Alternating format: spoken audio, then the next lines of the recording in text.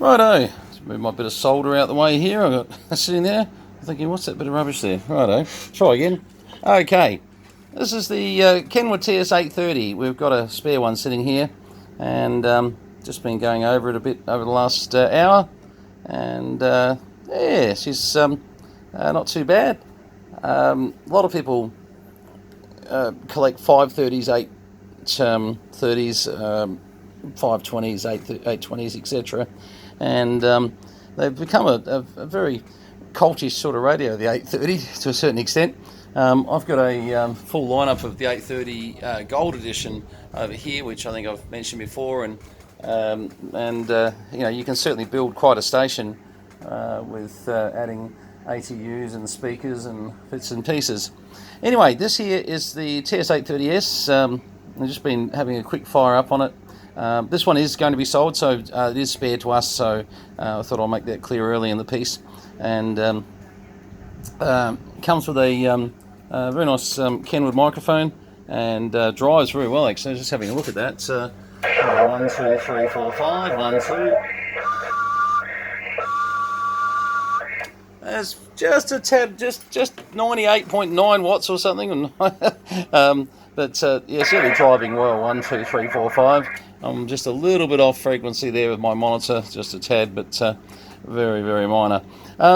So what else does it do? It receives rather well. I was actually just putting 50 microvolts into it, and its calibration was incredibly good. Let me just chuck a tone into it and show you a little bit about what that does. Okay, so that's 50 microvolts there. And we just adjust that a bit there. Close enough, S9. So it's fairly close actually on the mark there. I can sort of play with that a bit, go either side of the carrier obviously. But yeah.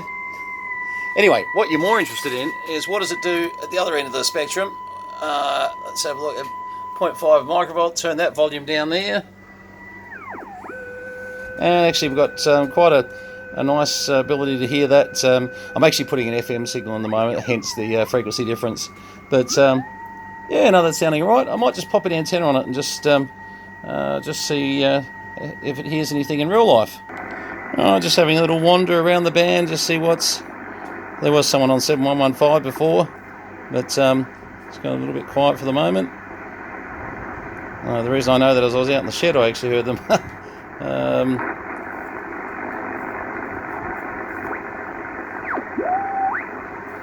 Actually, it's a little bit quiet for 40. I know I'm not on the right antenna at the moment, but let's just peek the drive here up this part of the band.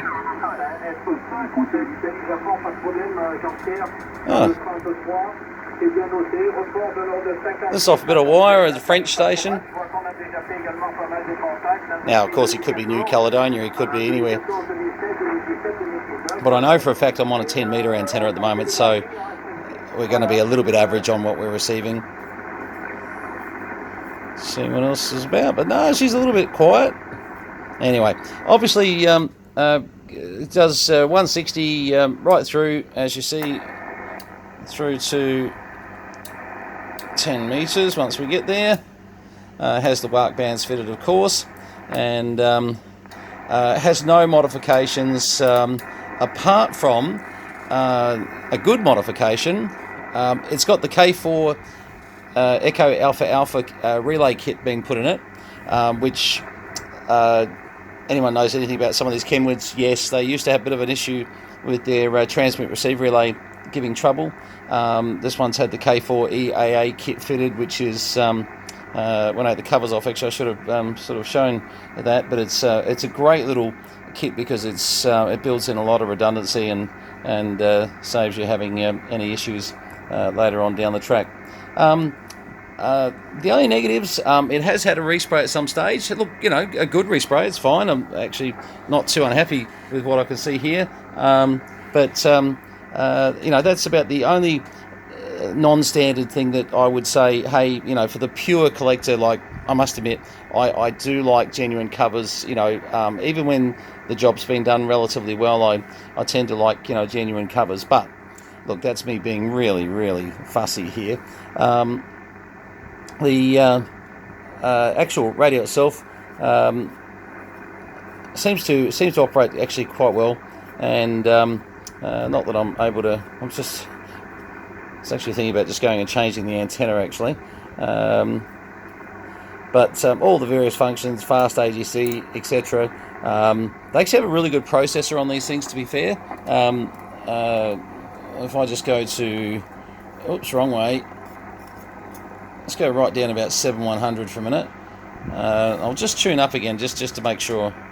And quite interesting, just from one end of the band to the other, you will pick up an extra, sort of 20 watts going from one end to the other. 1, 2, 3, 4, 5. Harlow test 1, 2, 3. Harlow VK3 Charlie Mike testing. Yes, I don't want to do that too long because I'm. Look, I'm running through a tuner at the moment, but still don't like the antenna I'm on. I'm doing nasty things to try and get that to happen. But when you run the processor, you'll see the difference. Watch the drive. 1, 2, 3, 4, 5. Harlow 1, 2. Harlow 1, 2. Really good processor on these things. They do drive well. So and you've got a compression level here that you can alter. I've been finding about halfway is around the mark, and we haven't actually given this a full clean yet. Normally we do a bit of a full dust over, so the knobs could probably just need a bit of a clean, but look, they're not terrible. It's just not sort of our normal show quality, but certainly they're a radio that you it doesn't have the CW filter, but if you do add the CW filter, a lot of people do enjoy the quality of the 500 hertz CW filter. It can really go well on these things. Other controls, you've got your tone controls and passband tuning, basically, another name for it, of course. And better if we had a signal to listen to, but at the moment we don't have much on there. I probably should have put the 40 meter wire on this, but you know what? I don't think we'd be getting much at all. I think the band's just everyone's having tea at this stage, I'd say. But anyway, all right. Well, you do have a notch filter. Sorry, this was going to mention. So the notch is the outer control here. You can hear the phase of the notch. So yep, and obviously your RIT control. That you can vary on receive or transmit, so RIT or XIT. And sorry, if I actually go to the right, this is RIT XIT. My apologies, I'm going mental. And you can do the same there with the XIT. Two lights come up, and yeah, this is like a passband shift. I was having a bit of a play, and you can hear that sort of slope. And you can sort of combine that with the notch and find sometimes that you might, if you've got someone a little bit close to the frequency, you might be able to just play around getting that notch to sound a bit nicer. 26146 Bs and a 12BY7 in this.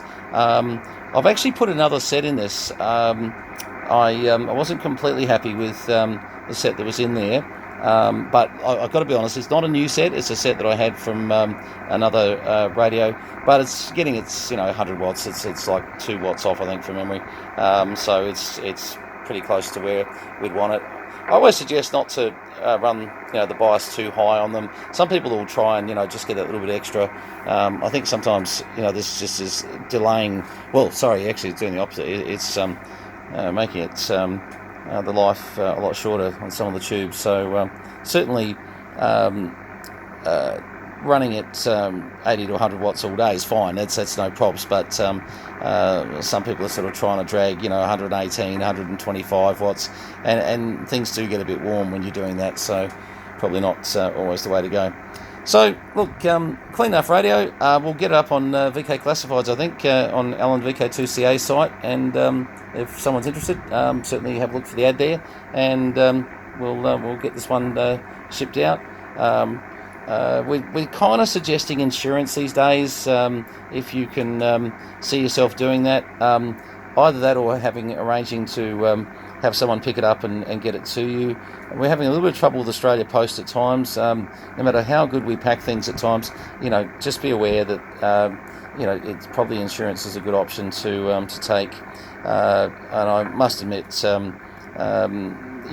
only, look, I've got to be honest, we've had one real problem in the last 3-4 years, sort of that's been just recently, and it's unfortunately it was an oscilloscope that I think took a massive drop, but anyway.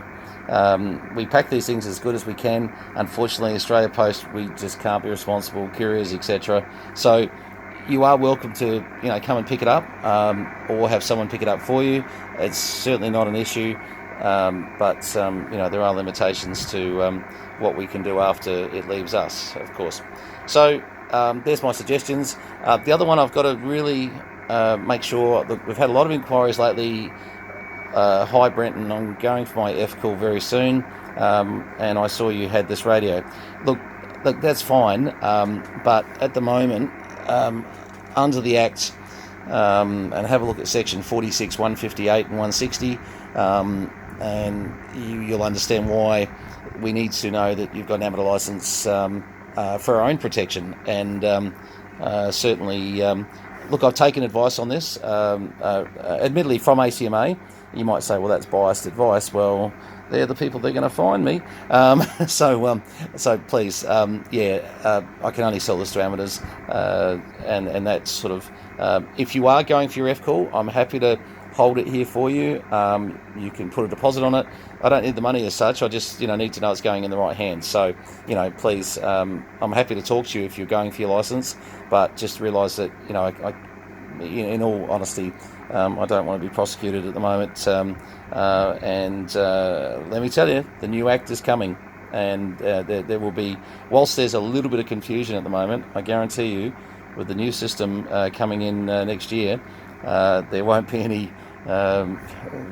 confusion, and it's probably a good time to get things legal, guys, and that's talking from someone who didn't have it completely right my side as well. So let's be honest, we all sort of probably push the limits every now and again, but from here, I trust me on this new Act.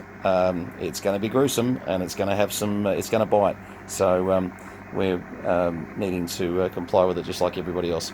All the best, 73s, VK3 Charlie Mike. Please subscribe, ring the bell, all that sort of stuff, and drop any notes. Have a look for this on. It'll probably go on VK Classifieds a bit later tonight, or and I don't think it's going to be a lot of money too. So I'll leave that to the advert to talk for itself.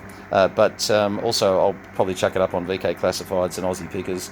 We're not tending to put as much stuff over the Facebook pages these days. Honestly, the stuff sells very, very fast just off either VK Classifieds or the VK Ham Sales and Service or Aussie Radio Picker sites. So in some respects, if it's not broken, why try to fix it? So we'll just keep using the sites that are working. You'll see a bit more stuff, probably not so much amateur radio, but some of our CB stuff heading more to eBay. We've got to get rid of a whole lot of stuff. Number one, to pay for this new radio museum building, but number two, it can't just sit there. There's too many duplicates, so get ready for that. There's a lot more coming. All right, all the best, 73s. Cheers.